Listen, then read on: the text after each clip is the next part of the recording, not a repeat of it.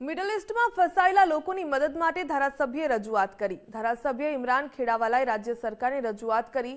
ઉમરા કરવા ગયેલા અંદાજિત 4000 લોકો ફસાયા। અમદાવાદના 55થી પણ વધુ લોકો જીદા એરપોર્ટ પર ફસાયા। એરપોર્ટ બંધ થતાં છેલ્લા 48 કલાકથી ગુજરાતીઓ ત્યાં ફસાયા છે તો રાજ્ય સરકારે વિદેશ મંત્રાલયને સમગ્ર મામલે રજૂ કરી વાત। ત્યારે એરસ્પેસ ખુલતા તેમને પરત લાવવાના પ્રયાસો થશે તેવું પણ ઇમરાન ખેડાવાલાએ નિવેદન આપ્યું।